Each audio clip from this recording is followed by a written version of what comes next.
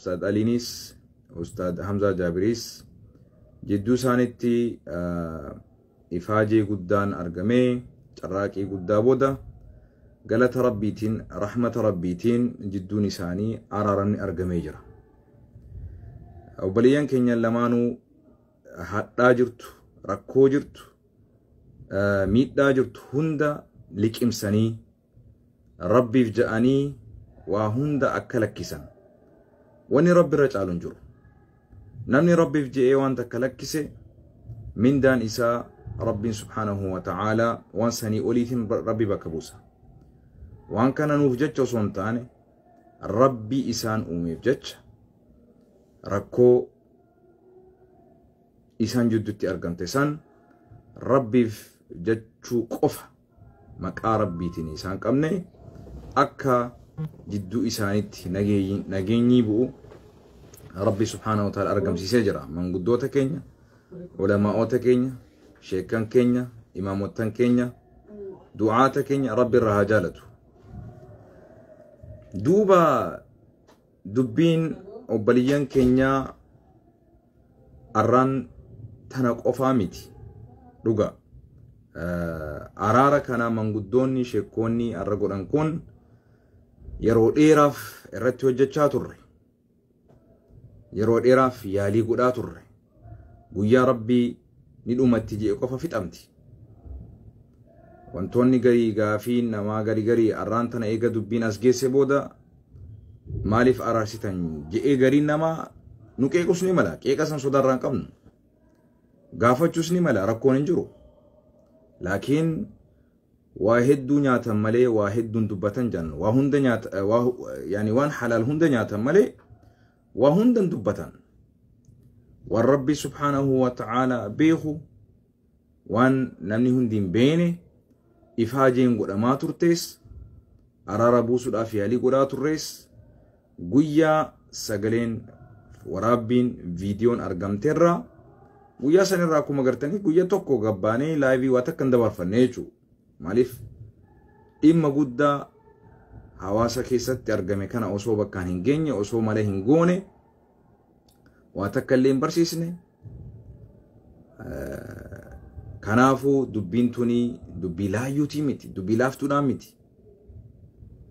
Bakka nama irra taa'u jiru kana yeroo dheeraadhaaf irraan kaane fakkeenyaaf haa jennu gariin namaa akka waan dubbii tana arra qofa araaraaf lafa wal fudhannetti fakkaachuu ni mala. Laa waa hunda gabbaaniin dubbatan kan rasuulli rabbii alayhi salaatu wassalaam unsur akhaaka zaaliman aw madluumaa jaa. Obboleessa keessan kan miidhamees kan miidhaa jiruus lamaaniifuu tumsi jaa rasuulli alayhi salaatu wassalaam. Yaa rasuula rabbii kan miidhee jiru miidhuu jira akkamitti isaaf tumsinaa jaan. Miidharraa isa akka nama miine miidharraa isa qabdaa jaan. Kan miidhamaa jiru miidhaa jala isa baasta. Kan miidhaa jiru hoo miidhaa akka hin miine ifisa qabda. Rasuulli rabbi akkas nu hime. Obboleeyyan keenya jidduutti rakkoon argamte wanni ta'e waan nuti gartee deebisuu dandeenyu miti. Garuu rabbiin subhaanahu wa ta'ala dandeettii isaatiin waan argame san deebisuu danda'a. Waan san rabbi subhaanahu wa ta'ala rakkoo isaan jidduu jirtu san fixullee danda'a, qulqulleessullee danda'a rabbi subhaanahu wa ta'ala. Walii gallaami. Rabbiin subhaanahu wa ta'ala rakkoon tun nuti hundinuu itti mokkaramnee jirra. Rakkoon tun rakkoo mokkortii taatee nuti hundaaf dhufte. Kanaafuu mokkortii tana keessaa baanaas keessaa boofteenyaas wanni hadaraa isinii dhaamu immoo garee qabachuu dhabuudha. Miidhamni nama hundaatu miidhama keenya hunda akka ta'e beeka. Miidhamni nama hundaatu Hamzaa Jaabiris Alii Sufyaanis ija mirgaatii fi ija bitaati. Ijjituun gizee miidhamte ijjituun ni boochi. Ijji mirgaa yoo miidhamte ijji bitaa ni boochi. Ijji bitaa yoo miidhamte ijji mirgaa ni boochi. Lamaanuu miidhamni isaanii miidhama keenya hunda akka ta'e beeka. Kan miidhee sobbaleessa, kan miidhame sobbaleessa. kan gubbaa jirus obboleessa, kan jala jirus obboleessa, kan maddi jirus obboleessa, kan duuba jirus obboleessa. Hundinuu obboleeyyan ta'uu beeknee garee qabachuu baannee tifoozoo kaanii kanaa sanii ta'uu dhiisnee waan jidduu isaanitti nagee buusa, araara buusa.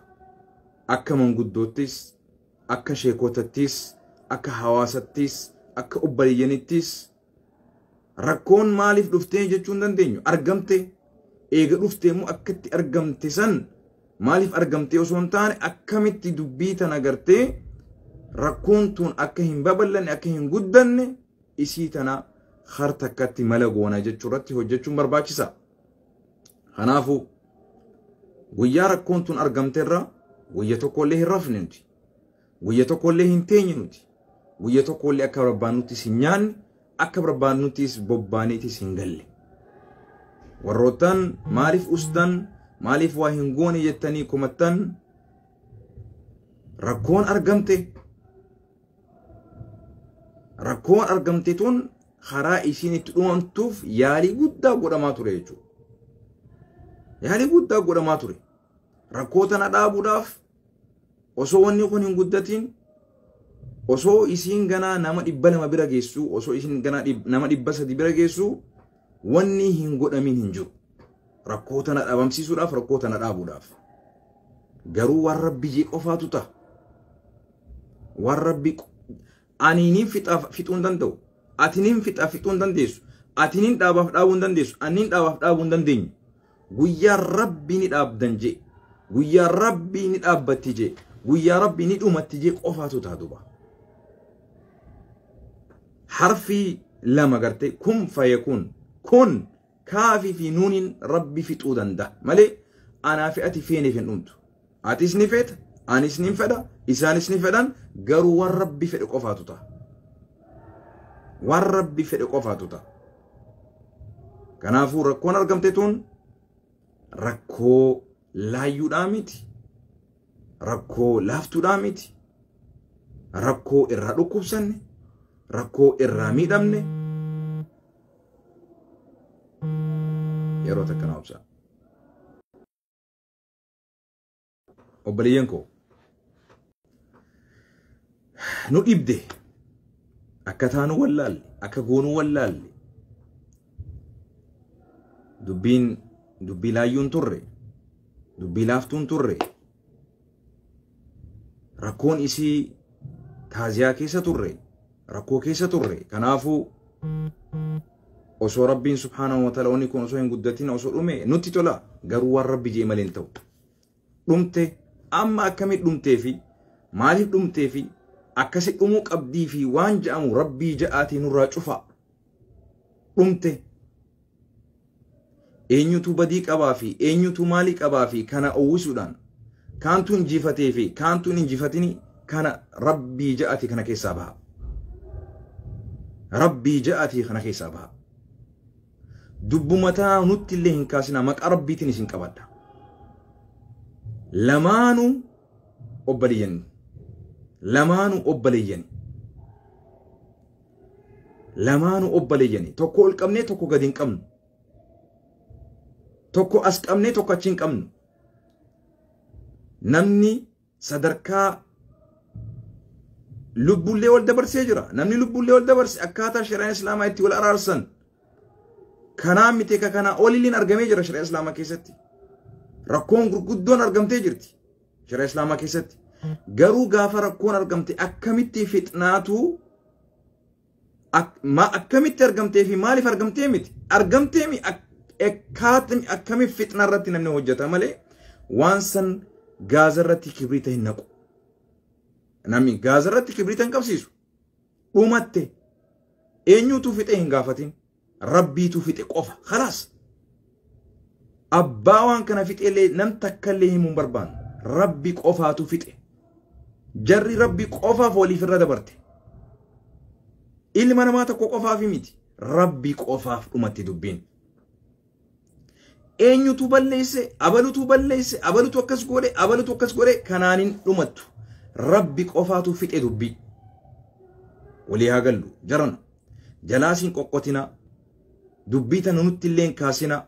argamte irraa dhukkubsanne irraa miidhamne irraa burjaajoyne irraa rakkanne garseennu fi osoo qiyaama nutti dhufin qiyaama nutti buute dhuga rakkoo argamte laayyutti ilaaluudhaa miti garuu immoo namni jireenya qaba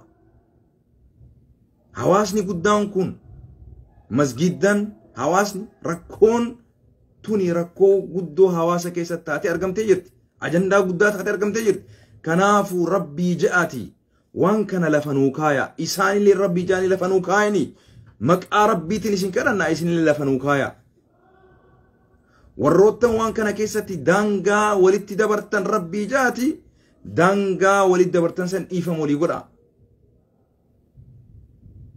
namni wal loluun namni rakkoo adda addaa walitti buusuun ni jirti duris jirti garuu rabbiin subhaanahu wa ta'ala rakkoo tana asitti kanurraa dhaabe asitti rabbiin nurraa gabaabse alhamdulillah jettanii waan kana dhagaarra keessanii cuqqaaltanii haga dandeenyutti rakkoon akkaan akka nutti hin deebine rakkoon akkaan akka nutti hin dhufne dhugaa taate kijiba taate waan feete taate rakkoon akkana akka nutti hin deebineef waan dandeenyu goonee rabbii haa kadhannu guddaan jara keenya rabbii haa kadhannu gara rabbiitillee haa deebinu nuti hundinuu wanta kanaa oliitu nu dhufuu ta'a yoo ka kanaaf kan gammannu taate yoo rakkoo argamte tanaaf kan hin gaddine taate rakkoon obboleeyyan keenya lamaan irrattu argamte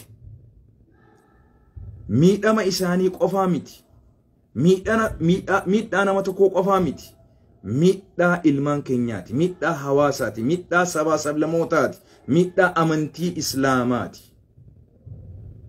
miidhaa amantii islaamaati rakkoon isaanii immoo rakkoon kun nuti hundinuu itti gaafatamummaa qabna nuti hundinuu itti gaafatamummaa qabna rakkoo isaaniitiif nam tokkotti qubachi qabu hin dandeenyu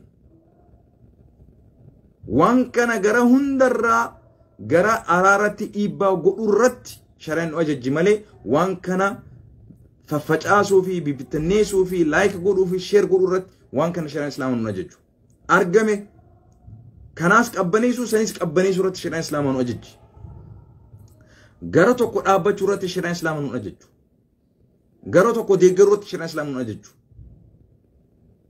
hunda lamaanuu gara rabbiin jaalatu gara rasuuliin nu ajajetti rakkoo isaanii fixu irratti shari'aan islaamaa nu ajajji kanaafuu argamte rakkoon haga dandeessan rakkoo tana ukkaamsa rakkoo tana dhabamsiisa yaalii godha lamaanuu firii onnee keenyaati ilmaan keessan obboleeyyan keenya hiriyoottan keenya rakkoon arra isaan irratti dhufte tun boru narratti dhufuu dandeessi beeki boru ilmaan dhaltee lafaa qabdu irratti dhufuu dandeessi beeki boru jaartii teeta manaa qabdu irratti dhufuu dandeessi beeki boru ollaa keetii irratti dhufuu dandeessi beeki boru haadha teeta tasideessa irratti dhufuu dandeessi beeki abbaa kee kasi dhale irratti dhufuu dandeessi beeki rakkoon tun rakkoon tanaa olillee nu qabachuu dandeessi akkamitti keessaa baana akkamitti rakkoo akkanarraa wal tiisina rakkoo akkanarraa akkamitti dhaabbanna irratti kanarratti xinxala kanarratti yaaddawa rabbiin subhaanahu wa ta'ala waan kana waan fideef qaba anaas na gorsuuf atillee si gorsuuf rakkoo argamturraa waa barachuuf rabbiin gingilchee addaan nu fooyuuf kan kanatti gammadu kan kanatti rifatee gaddu kan furmaata barbaaduu fi kan rakkoota na guddisuu barbaadu rabbi gingilchuu jira rabbi subhaanahu wa ta'ala obboleeyyan keenya kana lamaan araarama isaan jidduutti argameef rabbiin dubbii tana akka hin argameetti dhabamsiisuu danda'a rabbi subhaanahu wa ta'ala kanaafu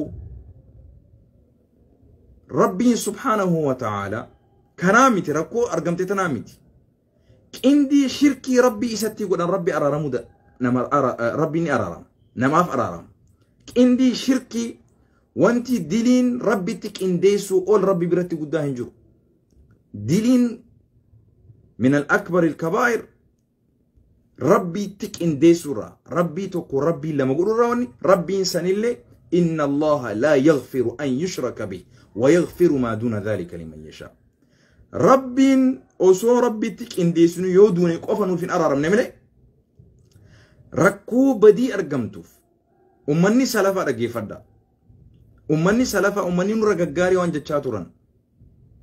jechaa turan osoo diliin teenya cincaa qabaatte jaan osoo shurufkaa qabaatte diliin teenya